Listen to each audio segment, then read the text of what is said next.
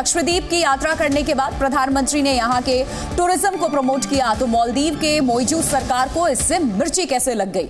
और मिर्ची लगी तो उन्होंने मोदी जी को जोकर तक कह डाला। मालदीव ने अपने पैरों पर कुल्हाड़ी मार ली है। वो मालदीव जिसकी अर्थव्यवस्था का बड़ा हिस्सा भारतीयों की बदौलत चलता है। लेकिन मालदीव से यहीं तक नहीं रुका, इसके साथ उसने इंडियंस को बदबूदार भी कह दिया। और आज न सिर्फ मालदीव पर चाइना ने भी इंडियंस को रेसिज्म का शिकार बनाया हुआ है।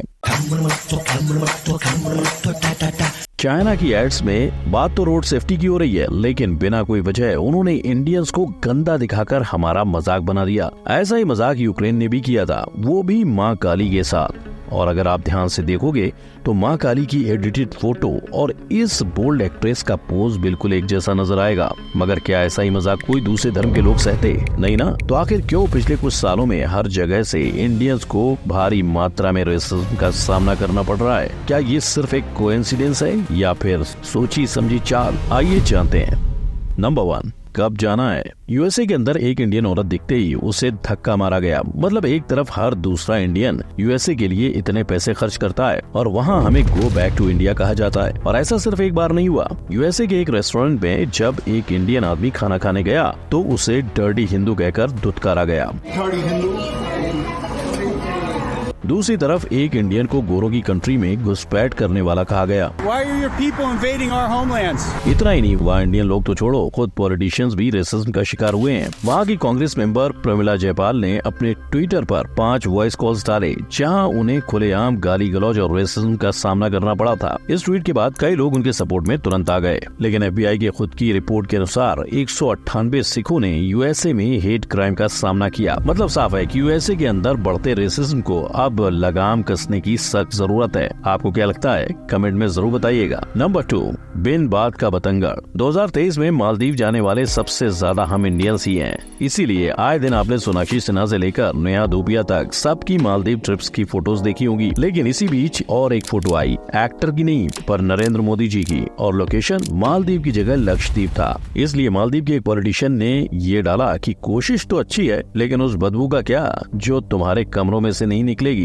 अब ये बात तो दिल पे लगनी ही थी, जिसके प्रतिशोध में कई इंडियंस ने मालदीव को बाइकआउट करने का फैसला किया। लेकिन फिर भी मालदीव की एक और मिनिस्टर ने मोदी जी का नाम लेकर हम इंडियंस को चिढ़ाया। मगर इतना काफी कहा था, एक ट्विटर अकाउंट ने इंडियन टूरिस्ट ना आए इसलिए मालदीव की गवर्नमेंट से दरख्वास्त की। इसके साथ उस अकाउंट ने बताया कि कैसे बाहर की कंट्रीज मालदीव में रहती हैं और कैसे इंडियन मालदीव में पैसा खर्च नहीं करते। यानी शायद इंडियंस की ऐसी बेइज्जती करने के बाद ही हम इंडियंस ने अब हमारे अपने भारत को एक्सप्लोर करने का फैसला लिया है। नंबर 3, पुराने रिश्ते नाते। पहले हमारे ही ताज होटल में Indians and dogs are not allowed लिखा जाता था, और अब तो भैया यूके की प्राइम मिनिस्टर की गद्दी पर इंडियन जा बैठा है, वो भी अपने कुत्ते के साथ। यानी सच में समय बदलते देर नहीं लगती। लेकिन अगर कुछ नहीं बदला तो वो है ब्रिटिशर्स का हम इंडियंस के प्रति रेसिज्म। इसकी एक झलक हम इंडियन क्रिकेट फैंस को मिली जब इंडिया टीम क्रिकेट खेलने इंग्लैंड गई। यहाँ कुछ इंडियन फैंस को अंग्रेजों ने गाली देना शुरू किया, और जब इस बात की कंप्लेंट की गई तो उल्टा हम इंडियंस को ही शांत बैठने को कहा गया। जब इस बात का पता खुद वहाँ के पीएम ऋषि सुनक को चला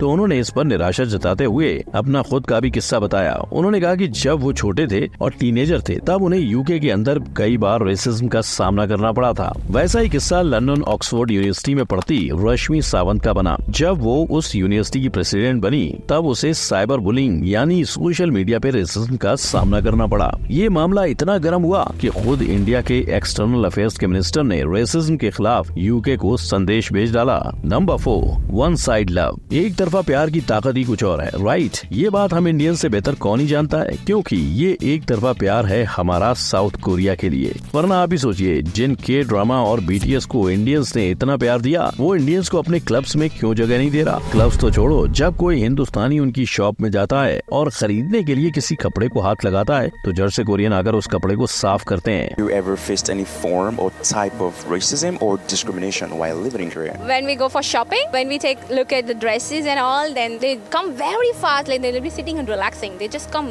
dash out and they're like dust it.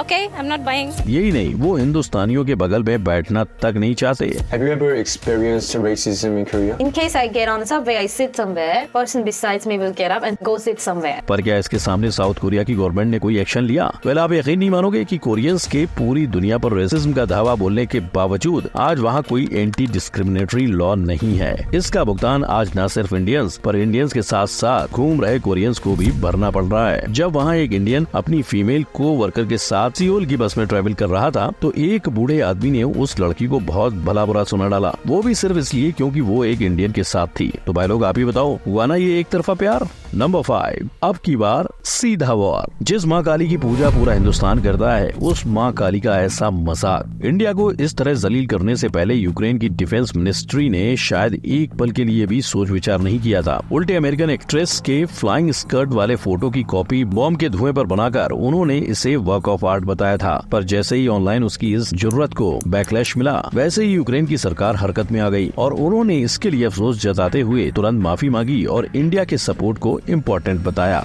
पर माँ काली को लेकर खुद एक इंडियन ने ऐसा ही कुछ किया था। इस पोस्टर में माँ काली को सिगरेट पीते हुए और LGBTQ कम्युनिटी का झंडा हाथ में पकड़े दिखाया गया, जिससे 2022 में उस फिल्म मेकर को अरेस्ट करने तक के कई पुलिस केस दर्ज हो चुके थे। जिन लोगों की भावनाएं पोस्टर से आहत हुई, उन्होंने देश भर में 4 प्रदेशों में 5 मुकदमे कर दिए हैं। हालांकि न सिर्फ इन मोहतरमा ने अपने आप को जेल जाने से बचाया, पर ये भी बताया कि अगर लोग इनकी फिल्म देख लेते तो इनकी तारीफ करते नहीं थकते। इनके मुताबिक इन्होंने जिस देवी को अपनी फिल्म में दिखाया वो मानवता की चैंपियन है, विविधता को गले लगाती हैं और एक फिल्म निर्माता के तौर पर उन्होंने अपनी काली को इसी रूप में देखा। मतलब ये रेसिज्म नहीं बल्कि एक सोशल मैसेज था। नंबर 6, चाइना को चैन कहाँ? ब्लैक मैन इन, चमचमाता white Chinese man out. China की ऐसी एड्स हर बार वहाँ हो रहे किस्म किस्म के रेसिज्म का भांडा फोड़ती हैं। और चाइना ने सिर्फ काले गोरे के भेद वाली एडी नहीं बनाई, बल्कि 1998 में आए तुनक तुनक गाने का पैरोडी बनाकर चाइना ने इंडिया के साथ भी रेसिज्म किया।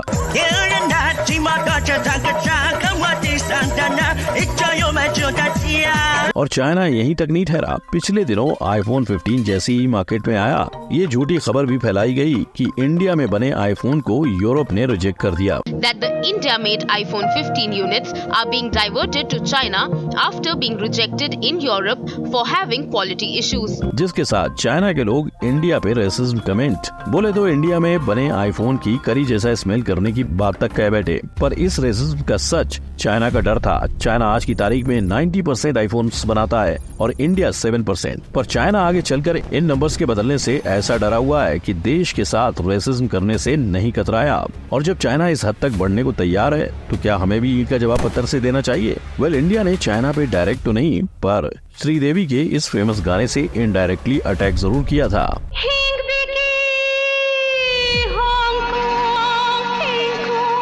नंबर 7, हम इंडिया वाले। Yes, at times, but not all. Yes, I do think Indians are racist. बहुत कम, रेयर, कहीं गांव वगैरह में होगा। Yes, they are. हाँ, इंडिया में भी रेसिज्म होता है और फैक्ट भाई ये सिर्फ 4 लोगों की बात सुनाकर दावा नहीं कर रहा। 2014 में इंडिया रेसिज्म करने वाले कंट्रीज की लिस्ट में टॉप 5 में था। 2017 दिल्ली के मॉल में 2 नाइजीरियन भाई के पीछे भड़की हुई लोकल भीड़ हमला करती है। एक भीड़ से छुप जाता है पर जो नहीं छुप पाता उसका हाल ऐसा होता है। भीड़ के गुस्से का कारण था एक इंडियन लड़के का नशे के ओवरडोज से मरना, जिसका जिम्मेदार अफ्रीकन को माना जा रहा था। पर भीड़ में किसी ने भी ये जानने की कोशिश नहीं की कि ये लड़का इंडिया में पढ़ने और एक बेहतर नौकरी पाने आया था और इसका नशे से कोई लेना देना नहीं था। लोगों ने सिर्फ उसका रंग देखा और उस पे हमला कर दिया। और इस तरह के एग्जाम्पल के लिए दूर जाने की जरूरत नहीं। अगर इंडिया में रेसिज्म ना होता तो हर नारी में सीता की जगह हर लड़की की सूरत का रंग कोई क्यों देखता? अपने ही देश में नॉर्थ इंडियंस को चीनी, चिंकी, मोमोज, नेपाली जैसे नामों से क्यों बुलाया जाता? They would call me Chinese, Nepali. So you look like a chinky.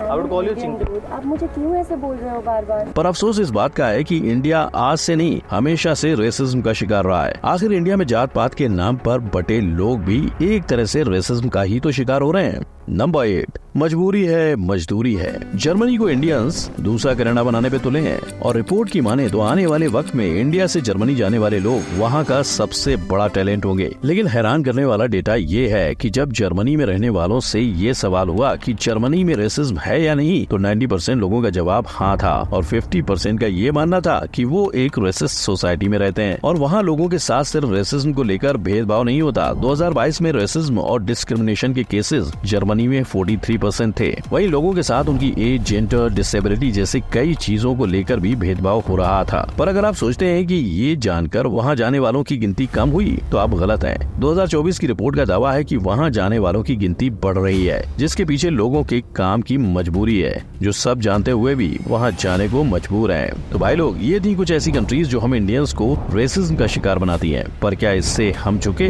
बिल्कुल नहीं। इसके बावजूद आज इंडियंस हर जगह बढ़ रहे हैं। पर अगर आप इसके साथ ये जानना चाहते हो कि BTS खुद इंडिया के बारे में क्या सोचता है, तो इस आई बटन पर क्लिक करो। वीडियो अच्छा लगा हो तो लाइक, कमेंट, शेयर और सब्सक्राइब करना ना भूलें। मिलते हैं अगली वीडियो में। जय हिंद।